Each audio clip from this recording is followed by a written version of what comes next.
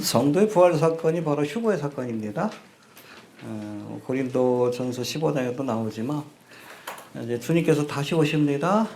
우리 재림이라고 그랬지만 공중재림하고 지상재림의 사건을 나눠야 되는데, 공중재림의 사건은 누구를 위해서 오시는 거예요? 교회를 위해서. 할렐루야. 지상재림은 이스라엘을 구원하기 위해서. 우리 이 땅에 환란이 있기 전에 야곱의 환란이라고 이렇게 표현되죠. 예레미야에 보면 그건 뭐 이방인들하고 상관없는 환란이에요. 이스라엘 백성들을 위해서 하나님께서 7년이란 한일의 기간, 어찌 보면 고난을 통해서 연단받고 예수님을 메시아로 영접하라고 주신 기간입니다. 그 전에 하나님께서 우리를 데려가실 줄로 그렇게 믿습니다. 아멘. 데려가실 때 어떤 몸으로? 부활의 몸으로. 이 몸으로 가면 안 돼. 부활의 영광스러운 몸으로 우리가 변화되어야, 그래야 하나님 나라에 합당한 모습으로 변화되는 겁니다. 알겠습니까? 배는 들어갈까 모르겠어요. 들어가게 해주실 줄 믿습니다. 그래서 성도의 부활 사건이 휴거의 사건이다. 그리스도인의 부활 사건이 휴거의 사건이다. 뭐 그런 관점에서 우리 고린도전서 15장 부활장인데 말씀들 하나하나씩 좀 살펴보도록 하겠습니다. 여러분 종말에 관한 말씀들이 어느 정도 정리가 될 것 같아요. 알겠습니까? 여기까지만 하면 4월 8일 날 제가 성지순 내려가는데 그 전에 끝날지 어떨지 잘 모르겠어요. 아무튼 갈 때까지 좀 해봅시다. 네. 알겠습니까? 중간에 뭐 십자가에 관한 말씀도 한번 해야 되고 어떻게 될지 모르지만 아무튼 좀 마무리 짓는 말씀이라고 생각하시면 됩니다. 해봅시다. 성도의 부활이 휴거의 사건이다. 예, 교회 부활 사건이 휴거의 사건이다. 그런 이해 속에서 우리 고린도전서 15장을 살펴볼 수 있게 되길 바랍니다. 고린도 교회는 사도 바울의 2차 전도 여행 때 세워진 교회입니다. 1차 전도 여행 때는 어느 지역을 가서 복음을 전했죠? 구브로 지역하고 갈라디아 지역. 더베라든지 루스드라나 이고니온 요 지역에 가서 복음을 전했고, 여기에다 편지를 쓴 것이 갈라디아서입니다. 이해가 되시죠? 예. 사도행전 17장 18장에 보면 그래서 2차 전도 여행은 마케도냐하고 아가야 유럽을 중심으로 복음이 전파됐다. 3차 전도 여행은 에베소 소아시아를 중심으로 복음이 전파되었다. 이해가 되시죠? 그 다음에 로마로 가가지고 거기서 사도 바울이 감옥에 있다 잠깐 풀려났는데 그 풀려난 기간 동안에 땅끝, 그 당시에는 어디가 땅끝이라고 생각했어요? 스페인입니다. 알겠습니까? 그래서 많은 사람들이 뭐 다시스가 스페인에 있는 걸로 아니면 영국으로 이렇게 보기도 합니다. 여하튼 땅끝이라는 개념이에요. 거기까지 복음을 전파하고 와서 순교의 길을 갔다. 보통 그렇게 보고 있습니다. 알겠습니까? 예.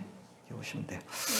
아무튼 사도행전 17장 18장에 보면 사도 바울이 헬라 문명의 산지인 본산지인 아테네에서 철학적인 설교를 하며 아레오바고 거기서 아주 철학적인 너희가 알지 못하는 신을 내가 알게 하겠다라고 이렇게 나름대로 철학적인 지식을 가지고 설교했는데 열매가 현잖아.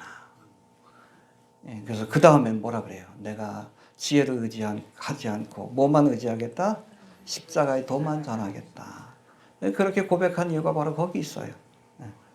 여러분 인간의 철학이나 아니면 권면하는 말로 영원히 구원되는 게 아니에요. 우리가 캐리그마 해가지고 하나님의 말씀을 가감없이 선포할 때 할렐루야 복음 자체의 능력이 있는 거예요. 내가 뭐 구변이 좋아서 아니요. 복음 자체의 능력이 있는 거예요. 가감없이 선포하시길 바랍니다. 말씀이 역사하는 거예요. 말씀이. 아유 나는 말을 못하니까 괜찮아. 예수 천당 불신지옥만 해도 뭐 일제시대 때는 많은 사람들이 회개하고 돌아왔어. 왜? 복음 자체의 능력이 있기 때문에 그래요. 아무튼 이렇다 할 열매를 얻지 못하자 낙심해서 이후로 고린도 지역으로 넘어와서 여기서 복음을 전해야 되는데 복음을 전하지 못하고 한 1년 반 정도 그냥 천막 짓는 일을 하면서 그렇게 시간을 보내고 있었어요. 용기가 안 나는 거예요. 한번 최초에 어찌 보면 복음을 전하다가 좌절을 경험한 사건인데 아테네에서. 그래서 아덴 교회가 없어요. 그렇죠? 거기 교회 못 세운 겁니다. 선교에 실패했기 때문에 그래요. 아무튼 고린도 지역으로 넘어와서 오랫동안 복음을 전하지 못하고 있었는데 그러던 중 로마에서 온 브리스길라와 아굴라 이 사람들도 천막 짓는 사람들인데 사도 바울의 직업이 뭐요? 천막 짓는 일을 했습니다. 유대인들은 아무리 랍비라 할지라도 한계의 기술을 갖고 있어요. 지금까지도 그 원칙은 통합니다. 1인 1기술. 도배를 하는 거든 천막을 짓든 뭐든. 그러니까 어디 가서도 살아남아요. 유대인들. 그래서 우리가 요즘도 그러잖아. 기술을 갖고 있어야 된다. 직장이라는 것이 보장이 안 되잖아요. 요즘은. 또 유대인들은 디아스포라 때부터 이미 그것을 깨닫고 아무리 랍비라 할지라도 직업을 갖고 있었어요. 근데 사도 바울의 직업은 뭐? 천막 짓는 일이었습니다.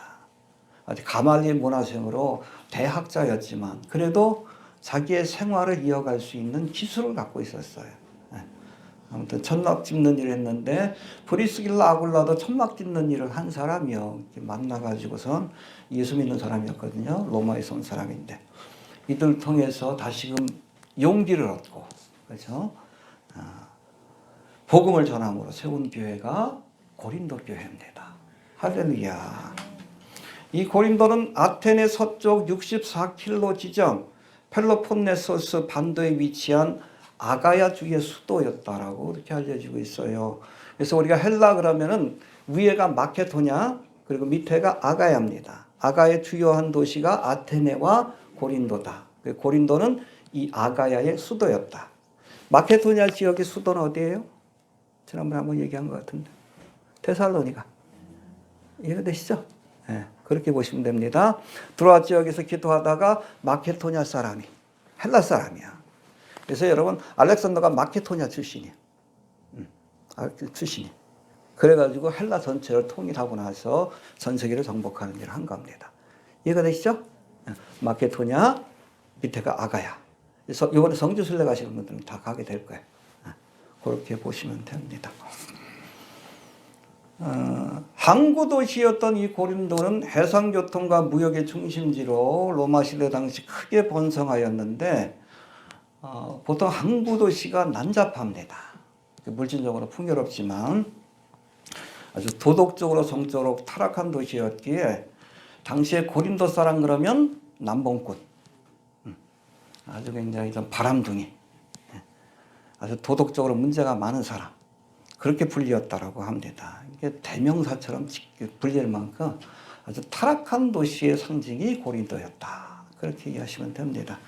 사도 바울이 고린도 전후서를 길게 쓴 이유를 알겠죠?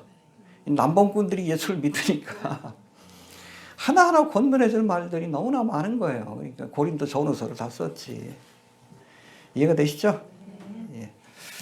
사도 바울이 에베소에서 보낸 것으로 알려진 고린도전서에는 동성애를 비롯한 성적인 죄, 심지어 아버지의 아내를 취했다. 이게 근친상간이지. 계모하고 이렇게. 고린도 교회 안에 있는 사람과 유력한 사람이었던 것 같아. 그러니까 아무튼 장로나 뭐 집사 정도 직분이 있는 사람인데 그러니까 아무도 얘기를 못해. 그러니까 사도 바울이 화가 나가지고 치리해라. 쫓아버려라. 육신은 죽어도 영혼은 구원받을 수 있도록 치리해라. 엄격하게 합니다. 또 창기들하고 같이. 왜냐하면 그 당시에 뭐 성전엔다 성전 창기가 있었으니까 그 옛 생활을 버리지 못한 거예요. 또 로마서에 보면 뭐 동성애도 있고 그랬으니까 굉장히 타락한 도시였다라고 이렇게 보면 됩니다. 헬라 문명의 발생지인 아테네로부터 멀지 않은 곳에 위치한 고린도는 이 아테네 지역과 마찬가지로 헬라의 종교와 철학에 지대한 영향을 받고 있었습니다. 알겠습니까? 바로 이웃 지역이에요.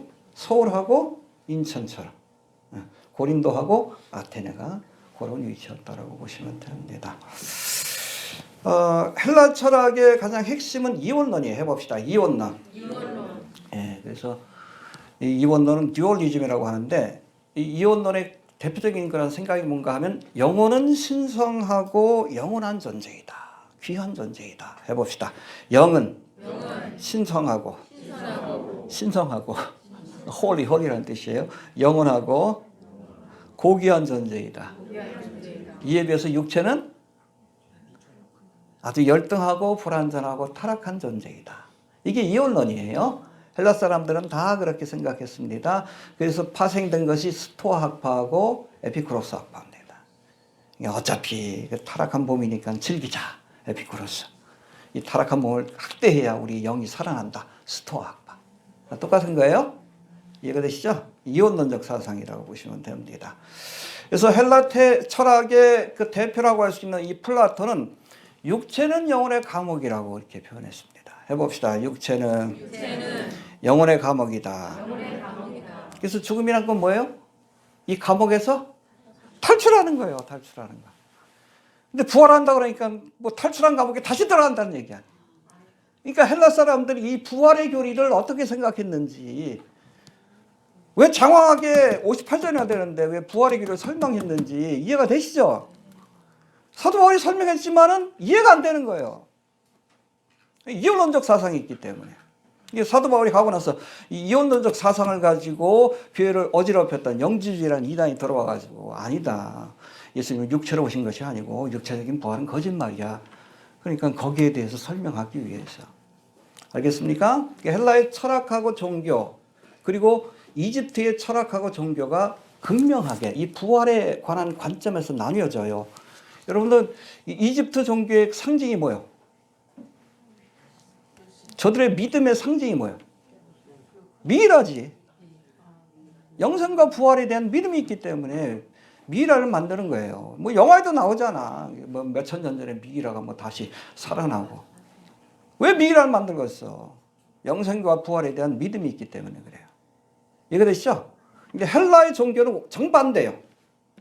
몸은 영혼의 무덤이요. 이걸 탈출하는 것이 죽음이요. 근데 부활은 뭐예요? 다시 무덤으로 들어가는 거니까 용납할 수가 없는 거예요.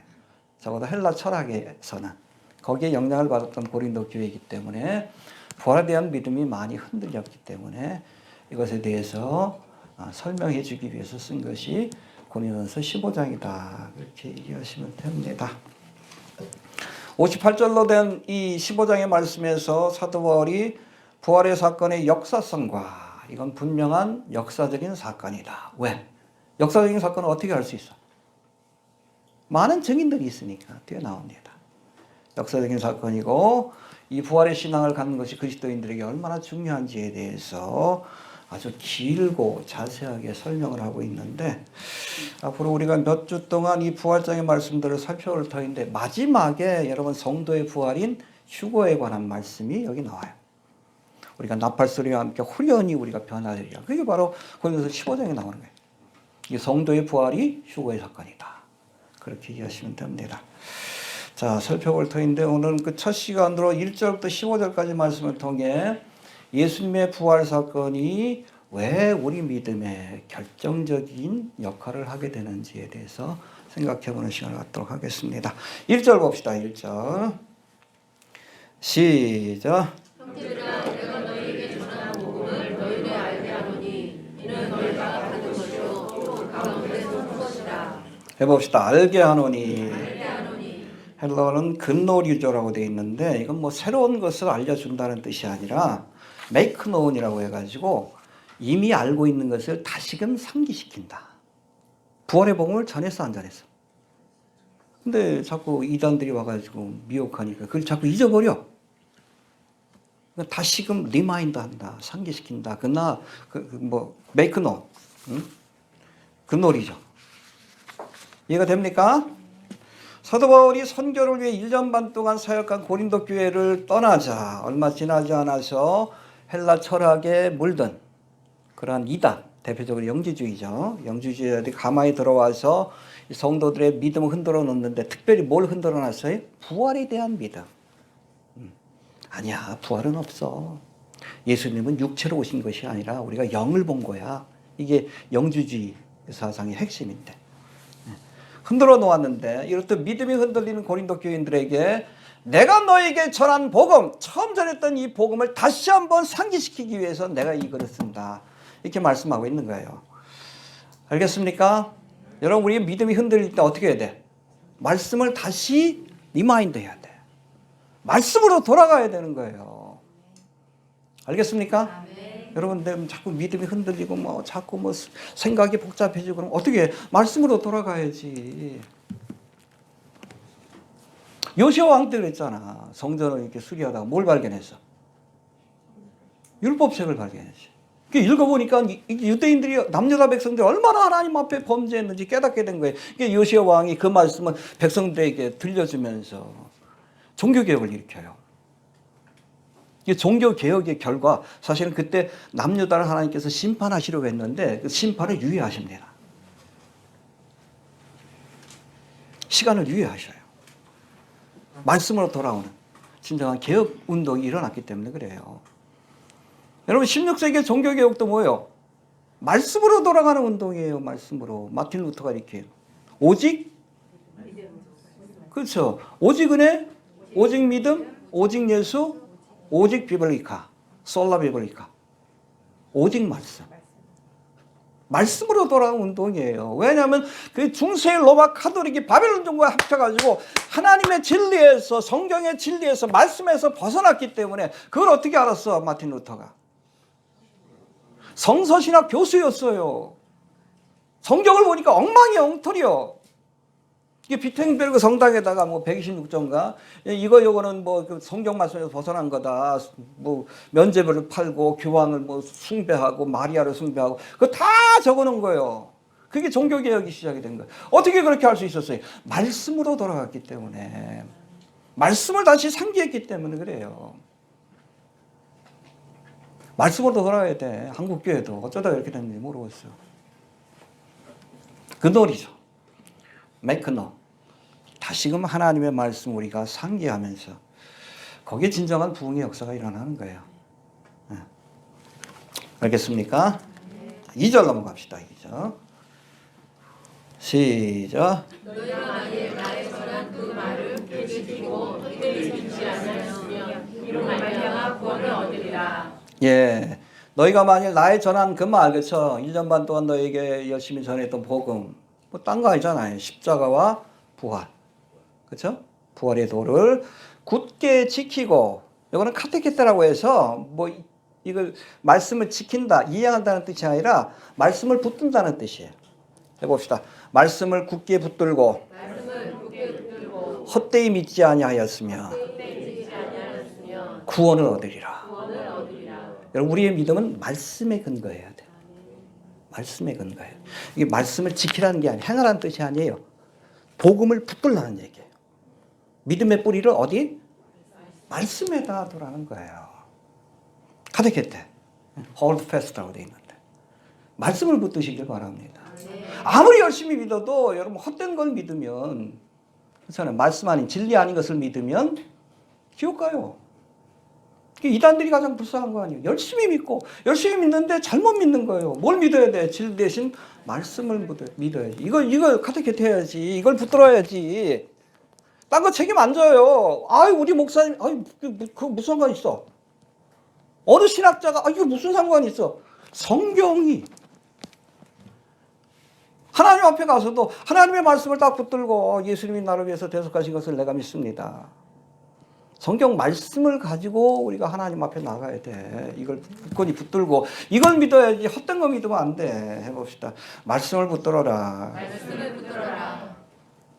이게 마지막 때라 그런지 몰라도 유튜브 상에 그냥 우리가 종말을 얘기할 때 마지막 때를 얘기할 때 뭘 근거로 해야 돼요? 처음부터 끝까지. 이 말씀이 아닌 무슨 개인적인 환상과 꿈과 뭐 이런 걸 가지고 손 잡고 마지막 때를 소개하는 사람들이 있는데 조심해야 합니다. 영적인 체험이라는 것은 성령께서 주시는 것도 있지만 미혹의 영이 역사하시기 때문에 그래요. 마지막 때가 될수록 더 어느 분이 또 뭐 질문하더라고. 뭐 유튜브 상에 요즘 또 뜨시는 분이 계셔. 85세 된 할머니인데 허봉랑 선교사인가? 그분 거 뭐 그 내용을 어떠냐고. 그 시간에 성경 보라 그랬어. 그러니까 썸네일이 문제가 있어. 재림하신 예수님이 내게 주신 말씀. 예수님 재림하셨나? 순복음교회 적었는데 뭐 내용은 그렇지 않다 그래도 썸네일 자체가 여러분 이자 냄새가 나잖아. 다미선교회가 어떻게 생겨났어요? 어린아이들이 본 꿈, 환상. 92년 10월 28일 주님 오신다고 주님께서 내게 꿈으로 말씀해 주셨다. 한국교회가 다 넘어갔지. 보지도 말고 듣지도 마십시오. 저한테 묻지도 말고. 자꾸 물어보는데 아시냐고. 몰라. 성경밖에 몰라. 고린도전서밖에 몰라요. 요한계시록밖에 몰라. 자꾸 물어보니까 좀 봤더니 썸네일만 봐도 이상한데. 재림하신 예수, 재림하셨어요, 예수님이? 말씀만 붙드십시오. 열심히 안 믿어도 돼. 바르게 믿으면 구원받습니다. 바르게 믿는다는 것은 말씀을 믿는 거예요. 왜? 요한복음 보셔요. 말씀이 육신이 되어 우리 가운데 거하시며 예수님을 말씀이라 그랬어요. 성육하신 말씀. 여러분, 예수를 믿는 건 말씀을 믿는 거예요. 예수를 믿어야 구원받는 거예요. 말씀을 믿어야 구원받는 거예요. 그 핵심이 복음이고 하나님의 약속 아니에요. 굿뉴스 우리에게 주신. 이것만 붙드셔요. 뭐 어느 선교사님이 그랬다. 무슨 상관 있어? 꿈속에 보니까 그렇다. 꿈이 무슨 상관 있어? 말씀을 굳게 잡으시길 바랍니다. 알겠습니까? 네. 뭐 어떠냐고 자꾸 물어보지 마라. 나도 몰라. 볼 시간도 없어요. 그 시간에 성경 봐야지. 자, 3절 4절 봅시다. 3절 4절. 시작. 내가 그것을 먼저 너희에게 전하였더니 이는 성경대로 그리스도께서 우리를 위하여 죽으시고 장사한 생명하였다가 성경대로 사흘 다시 살아나사. 예, 여기 보니까 성경대로 그리스도께서 우리의 죄를 위하여 죽으시고 이 십자가의 도예요. 십자가의 도. 그리고 장사 지낸 바 되었다가 성경대로 사흘 만에 다시 살아나사. 이게 부활의 도입니다. 그래서 십자가와 부활은 기독교 신앙의 두 기둥이다. 이게 무너지면 여러분 기독교가 무너지는 거예요. 예수님이 우리를 위해서 십자가에 죽으셨습니다. 이 예수를 믿을 때 우리도 주님처럼 부활의 영광에 참여하게 됩니다. 할렐루야. 믿습니까? 이 고린도 전서에 보면 이 십자가의 도와 부활의 도를 설명해요. 그래서 앞부분에는 십자가의 도. 십자가의 도가 헬라인에게는 미련하게 보이고 유대인들에게는 거리껴지지만 그러나 구원은 우리에게는 하나님의 능력이다. 할렐루야. 믿습니까? 네, 고린도전서 1장 2장이 바로 그거예요. 십자가 설교했어요? 그 다음에 부활의 도는 그러니까 앞에다가는 십자가의 도를 고린도전서가 16장까지 되어 있는데 뭐 16장은 인사니까 맨 뒷부분에다가 부활의 도를 설명한 겁니다. 그러니까 성경대로 예수님이 십자가에 죽으셨다. 성경대로 예수님이 부활하셨다. 할렐루야. 이게 여러분 복음의 두 기둥이요. 이 사도 바울이 1년 반 동안 복음 전하면서 그거 설명 안 했을까? 잊어버리니까 자꾸 다시 하는 거 아니에요. 다시 상기시킨다. 다시 리마인드 한다. 그래서 여러분 우리가 십자가의 도가 우리가 어떻게 해야 하우에 관한 문제예요. 구원을 받을 수 있는가? 어떻게 해야 구원받아요? 율법을 지킴으로? 아니요. 나를 위해서 십자가에서 대속의 사역을 완성하신 예수를 믿음으로. 이게 하우예요. 구원. 그럼 부활의 도는 뭘 설명해? 구원에 관해서. 왓을 설명합니다. 구원이 뭔가? 여러분 구원받는 게 뭐예요? 뭐 일제시대 때는 구원 준다 그러니까 좋아했대. 구원이 큰 돈이니까. 기왕이 10원 주지 왜 구원 주나 그러지. 구원 받으라 그러니까 교회에서. 그런 개념이 아니라 여러분 구원이라는 것이 뭡니까? 요한복음에서 이 구원을 영생으로 표현합니다. Eternal life. 죄의 삭은 본래부터 우리 인간은 죽지 않도록 지음받은 존재입니다. 그래서 죽음을 두려워해요. 낯설어 합니다. 알겠습니까? 이 죽음의 문제를 해결하기 위해서 주님이 오신 거예요. 대신 죽으신 거예요. 대속의 죽음이라고 합니다. 십자가에서 죽으실 때 뭐라고 했어요? 테텔레스타이. 다 이루었다. 대속의 사역. 죄로 인해서 죽음이 찾아온 거예요. 대신 값을 치러줬는데 이 예수를 믿으면 eternal life. 구원을 얻는데 지금 우리가 얻는 구원은 구원에 대한 어음이에요. 약속 어음입니다. 알겠습니까? 이 구원이 완성되는 것이 뭐예요? 영원히 죽지 않는 몸으로 거듭나는 부활의 사건입니다. 할렐루야. 그러니까 여러분 구원 받았습니까? 맞는 얘기이기도 하고 틀린 얘기이기도 해요. 이미 already, 이미 구원 받았어요. 그러나 우리는 구원에 대한 약속을 받은 거예요. 구원의 실체는 언제? 영원히 죽지 않는 몸으로 그렇죠. 구원받는 거. 그게 부활의 몸이지. 그래야 구원이 완성되는 겁니다. 과거의 구원은 우리가 중생, justification 혹은 칭이라고 하고, 현재의 구원은 sanctification, 미래의 구원은 구원의 완성은 glorification, 영화라고 합니다. 중생, 성화, 영화. 완성되는 것이 바로 부활의 사건에 참여하는 것이다. 알겠습니까? 왜 십자가의 도, 부활의 도가 기독교 신앙의 핵심인지 이해가 되시죠? 알겠습니까? 자, 복음을 십자가의 도와 부활에 관한 소식으로 정의한 사도 바울은 예수님이 성경대로 우리 죄를 위하여 죽으시고, 이게 굉장히 중요해요. 그래도 성경이 강조되잖아요. 해봅시다. 성경대로. 또 성경대로 죽은 지 사흘 만에 부활하셨다. 할렐루야. 그래서 예수님의 십자가의 사건과 부활의 사건은 여러분 이벤트가 아니라, 액시던트, 사고가 아니라, 그렇죠? 통일교에서는 그렇잖아요. 미련해가지고 예수가 정세를 판단 못해가지고 실수해가지고 실수로 죽었다. 액시던트라고 표현해. 여러 여자들하고 성관계를 맺어야 되는데, 이게 통일교의 교리, 원리강론이야. 내가 다시 왔어. 문선명이 그런 거예요.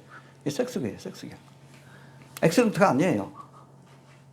십자가를 지시기 위해서 오신 것이고 성경에 예언되어 있는 거예요. 성경대로.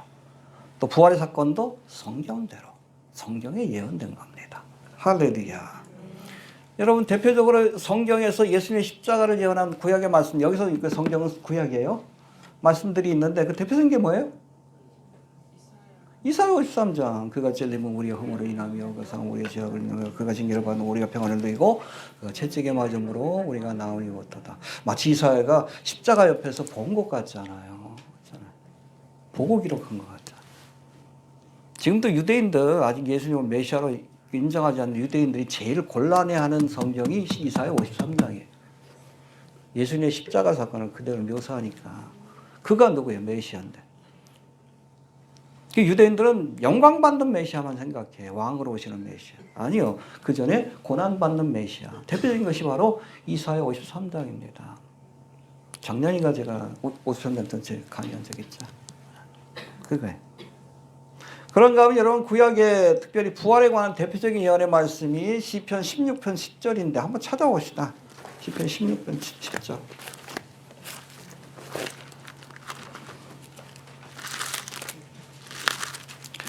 (16편) 10절.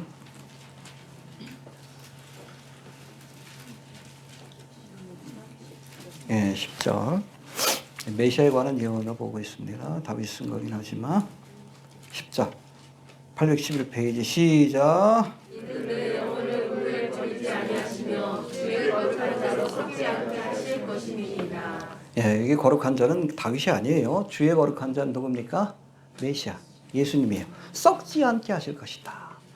예수님의 죽음이 무덤에서 썩는 그 사건으로 끝나는 것이 아니라 다시금 부활할 것을 예언한 말씀입니다. 이 성경대로 죽은 지 사흘 만에 그 육신이 썩지 않고 부활하신 겁니다. 할렐루야. 할렐루야. 이처럼 예수님께서 성경대로 십자가에 죽으시고 성경대로 부활하셨어요. 근데 그것뿐 아니라 사실은 예수님의 일생 자체가 성경의 예언을 이루시는 과정이라고 보시면 됩니다. 할렐루야. 성경대로 탄생하셨습니다. 어디에? 베들레헴에. 미가서에 나오잖아. 메시아가 올 것이다라고. 또 성경대로 예수님께서 공생애를 지나셨습니다. 눈먼 자를 눈뜨게 하고, 그렇죠? 메시아의 표적이지. 가난한 자에게 복음을 전하고. 또 성경대로 십자가에 죽으셨어요. 이사야 53장의 말씀처럼. 또 성경대로 예수님께서 무덤에 안치됐습니다. 부자의 무덤에. 누구? 아리마대 요셉.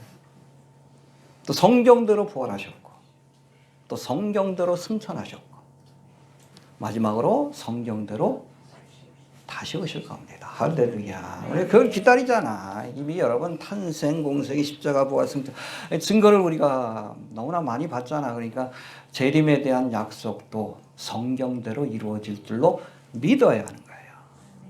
이걸 믿지 않으면 가짜 믿음이요. 그렇죠? 소림의 사건은 과거에 일어났으니까 믿을만해? 재림의 사건은 뭐 아직 안 일어났으니까 못 믿겠어? 그건 믿음이 아니지. 응? 믿음이 아니야. 성경대로 이 땅에 오셔서 십자가에 죽으셨으면 또 부활하셨으면 성경대로 다시 오실 줄로 이렇게 믿을 수 있어야 합니다. 믿어야 할지니라. 예. 자, 그다음에 부활의 증인에 관한 말씀. 아무튼 이렇게 예수님의 부활 사건에 대해서 설명을 했는데 5절부터 8절까지는 이 예수님의 부활 사건은 여러 증인들이 있다. 역사적인 팩트라는 얘기입니다. 한두 사람이 본 것이 아니다. 그렇죠? 여러 증인들이 있다. 그리고 여기서 글을 쓰고 있는 이 고린도전서를 쓰고 있는 사도 바울은 나도 봤다. 어디서 봤어요? 다메섹 도상에서 직접 봤다라고 얘기합니다. 5절 한번 봅시다. 5절.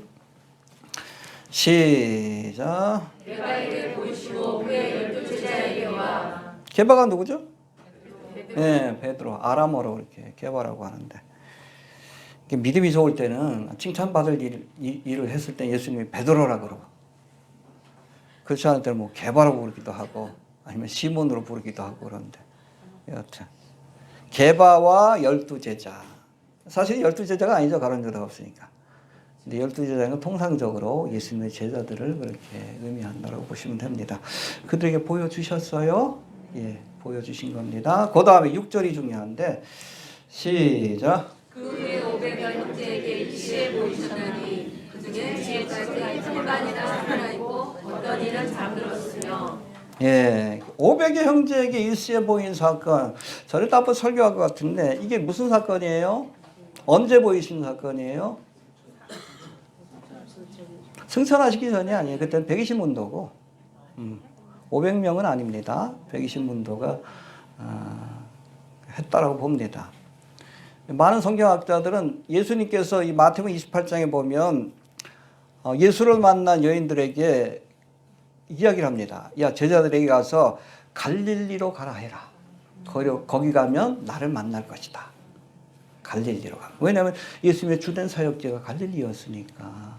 그래서 갈릴리에서 그곳에서 예수님의 약속을 기억하고 갔던 12제자를 포함한 500명의 제자들이 부활의 주님을 한꺼번에 본 것으로 이렇게 보고 있어요. 갈릴리 어디? 여기에요. 아르벨산. 갈릴리가 가장 잘 보이는 곳입니다. 아르벨산이라고 합니다. 전망이 좋죠? 가장 높은 곳이에요. 이쪽에 가버나움이 있고 저 끝에 위쪽에 가버나움이 있고 이거 중간 지역인데 디베레인가 아무튼 여기 있을 거예요. 여기 중간 지역에 갈릴리에 있는 여러 산들 중에 가장 높은 곳입니다. 그래서 전승에 의하면 이 아르벨 산에서 예수님께서 500명의 제자들에게 자신의 모습을 보여준 것으로 그리고 땅끝까지 이르러 복음의 증인이 되리라 선교 대명령을 맡긴 것으로 그렇게 알려지고 있습니다. 성지순례가도 여기 안 가요? 그냥 보시길 바랍니다. 여기까지 갈 시간은 없어요. 자, 그 다음에 7절 봅시다. 7절. 시작. 그 후에 야고보에게 보이셨으며 그 후에 모든 사도에게와. 예, 그 후에 누구에게 보였어요? 예, 야고보. 여기서는 야고보는 그 사도가 아니에요. 주의 형제 야고보를 의미합니다. 알겠습니까? 갈라디아서 1장 19절에 보니까 주의 형제로 언급되는 그 예수님의 이복 동생들이지 어찌 보면 아버지는 다르니까. 아, 이복 동생이 아니네. 뭐라고 하죠, 그거? 아, 동생이라고. 아버지가 다른 동생이에요. 여러분, 뭐 마리아를 동정녀라고 하는데 말도 안 되는 소리요. 예수님 낳고 나서 그 다음에 넷을 더 낳았어요. 예. 딸들도 난 걸로 아는데 예. 구체적으로 성경에 나오진 않지만 예수님의 동생은 누가 있습니까? 해봅시다. 야고보, 요셉, 시몬, 유다. 근데 공생의 기간 동안에 이 사람들이 예수를 안 믿었어. 오히려 예수님을 붙잡으러 다녔어요. 소문이 이상하게 나니까. 끝까지. 아이, 뭐 이번에 그 6월절인데 뭐 여기만 있지 말고 유대 땅에 한번 가봐. 그러기도 하고.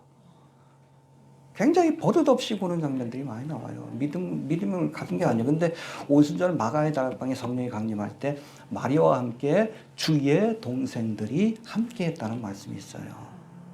아마 500문도 가운데 또 있었을 거예요. 예수님의 부활 사건을 보고 변화된 겁니다. 그들의 변화된 삶의 모습 자체가 예수님의 부활을 증거해 주기도 해요. 할렐루야. 그래서 네 형제 가운데 이 야고보는 야고보서의 저자입니다. 유다는 유다서의 저자예요. 야고보서에 보면 소개할 때 주의 형제 야고보라고 소개하고, 유다서는 어떻게 소개해요?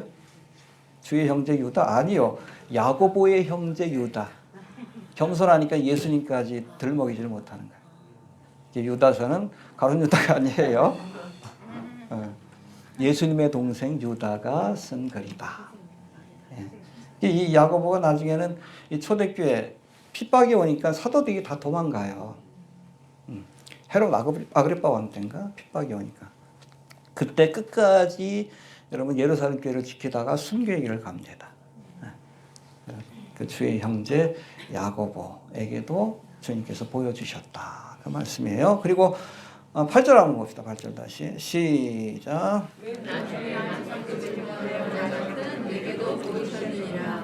예, 누구요? 사도 바울이죠. 어디서? 예, 예수 믿는 자를 잡아가기 위해서 다메섹 도상으로 제사장들의 그 공적인 문서를 가지고 핍박하기 위해서 가다가 그곳에서 예수님을 만난 거예요. 이게 뭐라고 표현합니까? 맨 나중에 만삭되지 못한, 이게 뭐예요? 7푼이 8푼이 같은 나에게 주님이 나타나 주셨다. 예, 그런 표현입니다. 알겠습니까? 예. 그 다음에 이 바울의 고백이 계속 이어지는데 9절부터 9절 10절 한번 봅시다. 시작. 나는 사도 중에 지극히 작은 자라. 내가 하나님의 교회를 핍박하였으므로 사도는 천명을 받기에 감당하지 못할 자로라. 그러나 나의 나된 것은 내대로 줄 것이니 내게 주시기를 내가 헛지 아니하여 내가 모든 사도보다 더 많이 수고하였으나 내가 아니요 모든 나와 함께 하신 하나님의 은혜로라. 예. 만삭되지 못한 자와 같은 내게 부활의 주님이 나타나셔서 사도의 길을 가게 되었는데, 나는 교회를 핍박하던 자신을 구원해 주실 뿐 아니라 사도의 사명을 맡겨주시니, 그렇죠? 나의 나된 것은 하나님의 은혜로 된 것이다. 그렇죠? 이 은혜에 보답하기 위해서 내가 다른 사람들보다 더 열심히 일했다. 할렐루야. 네. 여러분, 구원도 은혜입니다. 어찌 보면 직분도 내가 자격이 있어서 주어진 것이 아니라 하나님이 은혜로 주신 것이다라는 것을 우리가 알아야 돼요. 있습니까? 저도 블로그서에 한 14년째인데 올해 하나님께서 이런 귀한 직분을 맡겨주셨다 생각할 때마다 내가 날 보면 별로 자격 있는 사람 같지가 않은데, 그렇잖아요. 뭐 좋은 대학을 나온 것도, 유명한 대학을 나온 것도 아니고, 또 뭐 신학 박사학위를 갖고 있는 것도 아니고, 대한민국의 뭐 유명한 공부 잘한 우리 목회자도 많고, 그렇잖아요. 신학 박사들도 많은데 나 같은 사람에게 이걸 하나님께서 맡겨, 이 은혜죠. 자격이 있어서가 아니라 은혜로 주신 거예요. 아멘. 넘어갑시다. 어쩌면 우리 주는 교회 얼마 안 되잖아요. 한 40명, 50명 정도 뭐 이런 교회인데, 근데 우리가 이스라엘 선교를 담당하고 있잖아요. 이건 여러분 대한민국 여의도 순복음교회도 못하는 일이고 대한민국 어떤 교회도 못하는 일이에요. 또 거기에 우리가 러시아계 유대인들을 위해서 요한계시록을 우리가 번역해서 지금 보내려고 지금 작업하고 있고, 이거 천사도 흠모할 만한 일이고 누구도 못하는 일이에요. 근데 여러 교회들이 많은데 수만 명 이렇게 모이는 교회도 있고, 이게 조그만 교회를 하나님께서 쓰시잖아. 이거 은혜입니다. 알겠습니까? 자, 11절 봅시다. 시작. 네, 내게 이런 그 사도의 직분을 주셨으니, 이 사도라는 것이 무슨 뜻이죠? 그렇지. 복음을 전하라고 보내심을 받은 자를 주셨으니 내나 저희나 그렇죠. 다른 사도들도 마찬가지로 나도 열심히 이것을 전파하며 아주 중요한데 동사는 캐리소라고 돼 있어요. 캐리소. 그런데 이 단어에서 캐리그마라는 단어가 나왔어요. 굉장히 중요해요. 이 캐리그마라는 것은 교훈이라는 뜻인데 복음의 핵심을 캐리그마라고 얘기를 합니다. 캐리그마 해봅시다. 복음의 핵심. 그렇죠. 내가 이 캐리그마를 가는 곳마다 전했다. 그 핵심 중에 핵심이 뭐요? 예수님이 나를 위해서 죽으시고 부활하셨다. 이것을 내가 가는 곳마다 전했다. 사도 바울뿐 아니라 다른 사도들도 그리고 다른 제자들도 가는 곳마다 이 복음을 전했다. 할렐루야. 이 캐리그마를 요약하는 게 뭐예요? 복음의 핵심을 요약하는 게 있어요. 정리한 게. 그게 사도신경이에요. 어떤 사람은 뭐 사도신경 뭐 무용론 얘기하는데 무식해서 그래. 성경 이전에 나왔어요. 성경이 쓰여지기 전에. 어디 가서 우리가 복음을 전할 때 뭘 전해야 될지 알아야 될 거 아니에요. 그렇잖아요.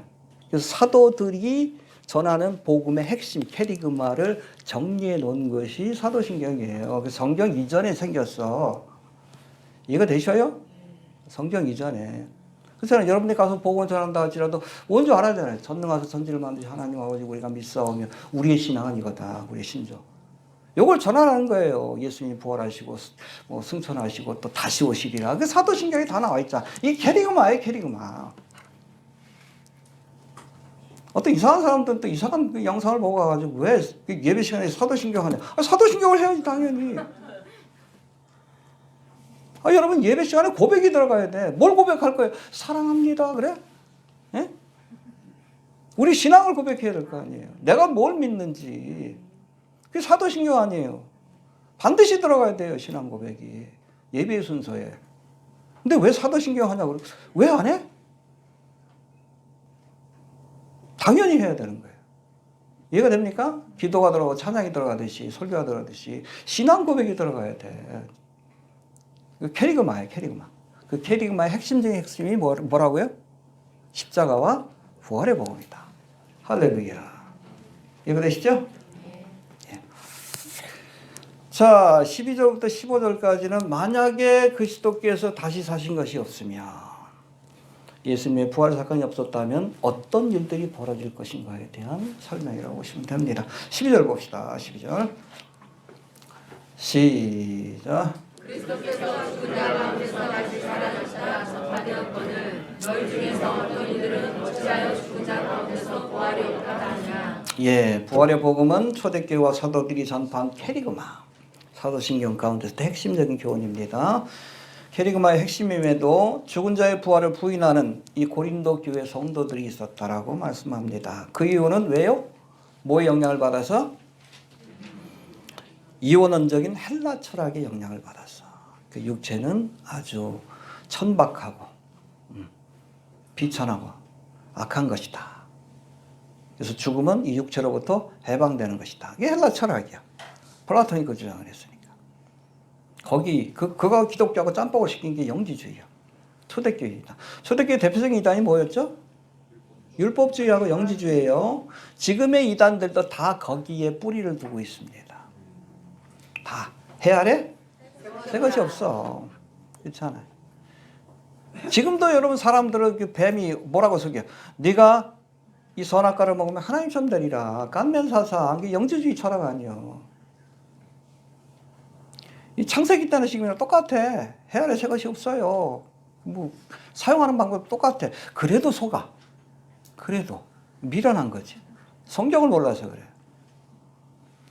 율법주의는 초창기 예루살렘을 중심으로 해서 복음이 전파될 때, 야, 예수 믿는 것 가지고는 안 돼. 율법도 지켜야 돼. 그것을 논박하기 위해서 쓰여진 것이 갈라디아서입니다. 알겠습니까? 예. 처음 바울이 1차 전도 여행할 때 세운 것이 갈라디아에 있는 교회들인데, 이거 교회 세워놓고 나니까 율법주의자들이 가가지고, 야, 너 이방인들 할례도 받고 율법도 지켜. 안 그러면 구원 못 받아. 그걸 바로잡기 위해서 쓴 것이 갈라디아서다. 그렇게 이해하시면 됩니다. 알겠습니까? 근데 후반기로 갈수록 교회 중심이 예루살렘에서 안디옥으로 이방인들로 이렇게 바뀌어지면서 이때부터는 헬라 철학의 율법이 아니라 헬라 철학의 영향을 받은 이방인들로 인해서 이단이 생겨났는데 그것이 바로 영지주의입니다. 특별히 예수님의 육체로 오심을 부인하는. 왜? 육체는 악한 건데 어떻게 거룩하신 하나님의 아들이 육체로 올 수 있어? 우리가 본 건 고스트라고. 영을 본 거지 예수님의 육체를 본 게 아니라고. 십자가에서 죽으신 것도 죽는 척 흉내를 냈지 실제로 고통을 당한 것이 아니다. 그래서 이 여러분 영지주의를 비판하기 위해서 쓰여진 말씀들, 후대에 쓰여진 것들. 대표적인 게 무슨 말씀이죠? 복음서 가운데는 요한복음. 말씀이 육신이 돼요. 그렇죠? 육신을 강조하지. 육신. 왜? 영지주의를 논박하기 위해서 쓴 거예요. 말씀이 육신이 돼요. 말씀이 육신이 되었다고 선포하는 거예요. 요한복음 1장부터. 또 요한 1, 2, 3서가 다 그겁니다. 영지주의 이단을 논박하기 위해 쓰여진 건데 특별히 요한 2서 1장 7절에 보면 재미난 말씀이 있어요. 예수 그리스도께서 육체로 임하심을 부인한 자가 미혹하는 자요. 적그리스도라. 알겠습니까? 해봅시다. 예수 그리스도께서 육체로 임하심을 부인하는 자가 미혹하는 자요. 적그리스도라. 영지주의자죠. 그 뒤에 영지주의 사상을 퍼뜨리는데 누가 있어? 적그리스도의 세력들이 있어요. 사실은 지금 뭐 우리 적그리스도의 세력 그러면 우리가 흔히 아는 일루미나티 프리메이슨 얘기하는데 일루미나티 프리메이슨을 현대판 영지주의라고 이렇게 얘기를 합니다. 신학적으로. 그 뿌리가 바로 여기 있다고 보시면 돼요. 아무튼 예수 그리스도께서 육체로 임하심을 부인하는 자가 바로 영지주의자를 의미하는데 이들이 바로 그리스도를 대적하는 적그리스도의 세력이라고 선언하고 있는 겁니다. 이런 영지주의자일 뿐 아니라 오늘날에도 세상의 철학을 내세워서 진리의 말씀을 대적하는 사람들이 있어요. 그렇죠? 성경의 말씀과 진리를 대적하는 사람들. 성경에서는 하나님께서 남자와 여자로 그렇게 지으셨다고 했는데 요즘은 뭐라 그래? 성은 선택하는 것이다. 그 뒤에 누가 있어? 적그리스도가 있는 거예요. 알겠습니까? 살인하지 말라 그랬는데 이거 프랑스에 이번에 통과됐잖아. 낙태권을 인정하는. 그 뒤에 누가 있어요? 적그리스도의 영이 있는 거예요. 이해가 됩니까? 또 종교통합. 모든 종교는 다 구원의 길이 있다. 성경에 그런 게 어디 있어? 내가 곧 길이요. I am the way. 정관사예요. 다른 길이 없다는 거예요. A way가 아니라 the way. 예수님만이 길이요. 길이요, 진리요, the truth, the life. 생명이다. truth가 아니에요. 하나의 진리가 아니에요. 이것만이 진리요. 나머지는 다 거짓말이요. 누구로부터 온? 거짓의 아비인 사탄 마귀로부터. 바벨론 종교와 여러분 기독교. 우리가 다 바벨론 종교 아니에요. 세상처럼. 그 뒤에 누가 있어요? 적그리스도의 영이 있는 거예요. 이해가 되시죠? 아무튼 이런 모든 것들이 영적 싸움이요. 교회 안에서도 이런 영적 싸움들이 벌어지잖아요. 종교 통합의 세력들, 동성애를 뭐 이렇게 하려는 세력들. 그 뒤가 누가 있어? 적그리스도의. 그리스도를 위해서 일한다 그러지만 목사라고 해도 그건 적그리스도의 대사예요. 우리가 그 본질을 분명히 알아야 돼요. 알겠습니까? 근데 그건 초대교회도 있었어요. 영지주의라고 하는. 자, 13절 넘어갑시다. 13절. 시작.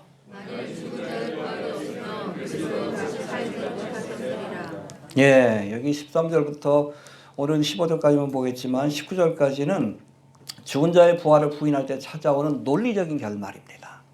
만일 죽은 자의 부활이 없다면 가정이에요. if 그리스도도 다시 살지 못하였으리라. 예. 아무튼 죽은 자의 부활을 부인할 때 찾아오는 논리적인 결말에 대해서 설명하고 있는데 먼저 13절부터 15절까지는 죽은 자의 부활을 부인하면 부활의 사건 자체를 부정하게 되면 예수님의 부활도 부정하게 되는 논리적인 결말에 이르게 된다. 논리학이에요.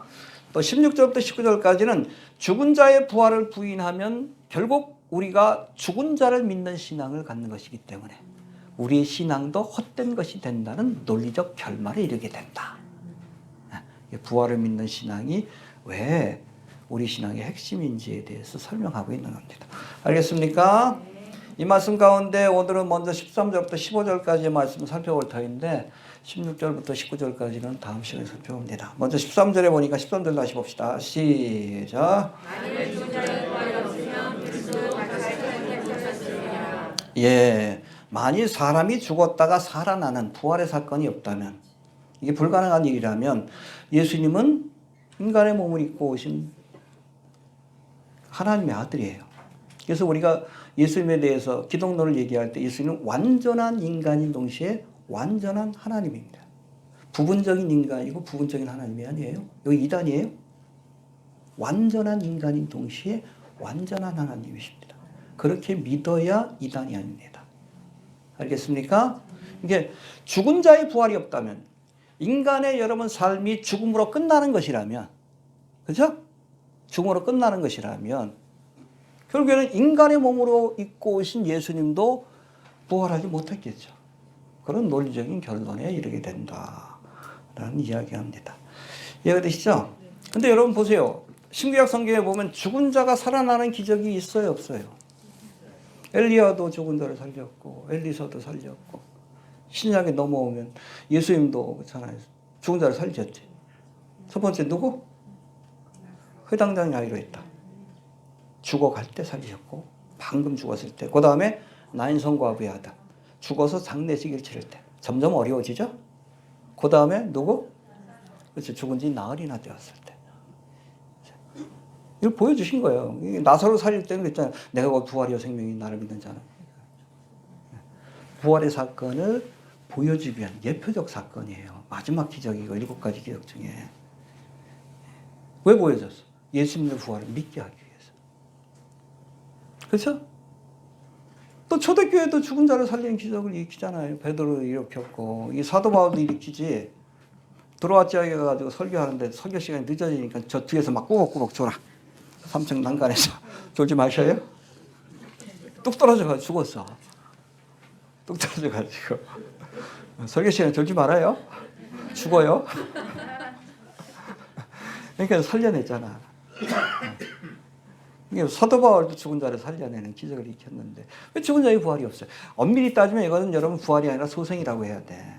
그러나 부활을 보여주는 예표적 사건이에요. 그렇잖아요. 이 신구약 성경에 보면 이렇게 죽은 자의 부활의 사건을 여러 가지로 이렇게 보여주는데, 하물며 하나님의 아들이신 예수님이 부활하는 걸 왜 못 믿느냐? 이해가 되시죠? 그거예요. 이미 주님께서 이 죽은 자를 살리는 기적을 여러 번 보여주셨는데, 하나님의 아들이 죽은 지 사흘 만에 부활하는 거, 그렇잖아요. 나사로도 나흘, 하루 더 지났는데, 냄새가 풀풀 나는데도 살려주셨는데, 하나님의 아들이 부활하는 것이 무슨 대단한 일이겠느냐, 그거예요. 이해가 되시죠? 자, 그 다음에 14절 봅시다. 시작. 그래서 만일 다시 삶의 시작하며 우리가 전하는 것도 헛것이요 또 너희 믿음이 헛것이며. 예, 헛것이라는 단어가 캐너스인데, 베너티예요. 헛되다. 왜 예수 믿어요? 잘 먹고 잘 살라고? 고생합니다. 예수 믿으면. 제가 약속합니다. 십자가의 길이에요. 우리가 부활과 영생에 대한 소망이기 때문에. 잘 죽으려고 여러분 예수 믿는 거예요. 부활과 영생의 소망을 가지고 죽으려고. 한 번 죽는 것은 괜찮아요. 죽음의 문제를 해결하기 위해서 예수를 믿는 거예요. 근데 그리스도께서 만일 다시 살지 못하였으면 우리의 전파하는 것도 헛된 것이요. 그러니까 예수님이 부활하지 않았다면 우리가 죽은 자를 믿는 종교 아니에요. 그렇죠? 죽은 자를 믿는 종교 대표적인 게 뭐예요? 불교 아니에요, 불교. 부처가 죽을 때 뭐 이렇게 사리가 나왔다 그래가지고 뭐 어디에 또 사리 모셔놨다. 이게 시체를 섬기는 종교지. 근데 기독교는 빈 무덤의 종교예요. 성지순례 가면 예루살렘의 가장 중요한 그 순례지 가운데 하나가 바로 예수 무덤교회 성묘교회라고 하는데, 게스마네 동산이 있던 자리 성묘교회 가보면 무상단지라서 좀 보기가 좀 그렇긴 해. 그리고 아리마대 요셉, 여기서 죽으시고 나서 바로 옆에 있는 무덤에다 안치했으니까. 근데 거기 가면 뭐가 있죠? 아무것도 없어. 예수님 부활하셨기 때문에. 빈 무덤의 종교예요, 기독교는. 부처의 무덤도 사례가 있으니까, 시체가 있으니까. 공자의 무덤도 있지만 예수의 무덤은 없어요. 예수님의 무덤은. 왜? 부활하셨기 때문에. 할렐루야. 근데 예수님이 부활하지 않았다면 결국에는 여러분 죽은 자를 섬기는 종교, 세상 종교하고 무슨 상관이, 무슨 차이가 있어.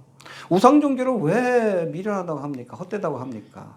눈이 있어도 보지 못하고, 귀가 있어도 듣지 못하고, 입이 있어도 말을 못하고, 손발이 있어도 걸어가지도 못하는데.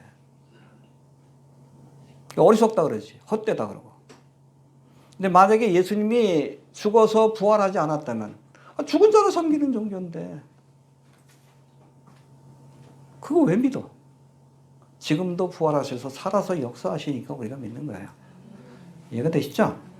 예. 그 다음에 15절 봅시다. 시작. 또 우리가 하나님의 거짓 증인으로 발견되니 우리가 하나님의 그리스도를 다시 살리셨다고 증거하였습니다. 만일 죽은 자가 다시 사는 것이 없으면 하나님의 그리스도를 다시 살리지 아니하셨으리라. 예. 이해가 되시죠? 이게 세팔카예요. 예수 무덤교회. 골고다 언덕 있던 자리고 아리마대 요셉이 있던 자리에다 이렇게 성당을 세워놔가지고 안에 보면 이렇게 됐습니다. 여기 무덤이 다 꾸며놨는데 옛 모습은 볼 수가 없어. 가가지고 좀 그래. 근데 아무튼 비어 있어요.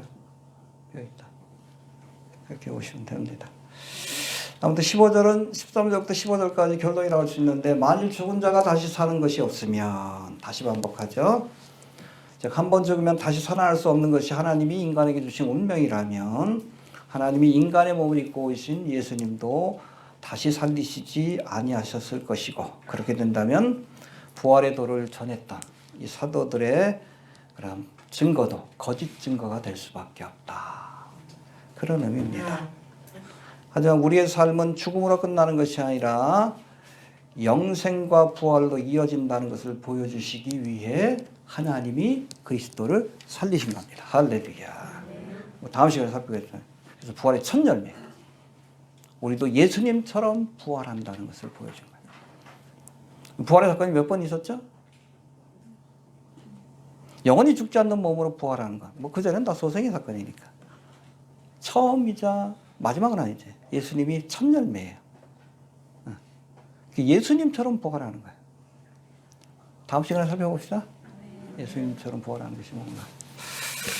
자, 정리합니다. 예수님이 성경대로 죽으셨다가 살아나셨습니다. 할렐루야. 이게 특별히 우리 요한복음 18장에 보면 예수님의 십자가의 사건을 쭉 설명하면서 성경을 응하게 하시려고 이렇게 하셨다. 말씀을 응하게 하시려고. 이게 계속 반복이 돼. 성경대로 십자가에 죽으시고 성경대로 부활하셨습니다. 성경대로 다시 오실 거예요. 이해가 되시죠? 네.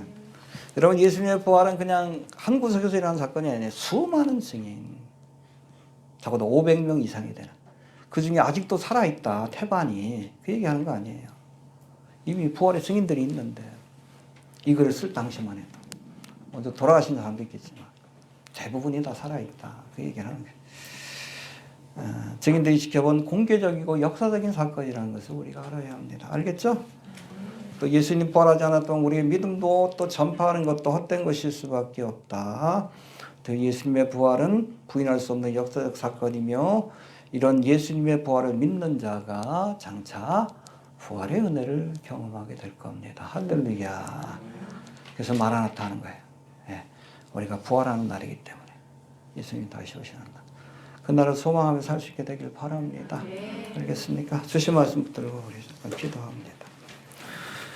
하나님 은혜를 감사합니다. 만일 죽은 자의 부활이 없으면 그리스도도 다시 살지 못하셨으리라.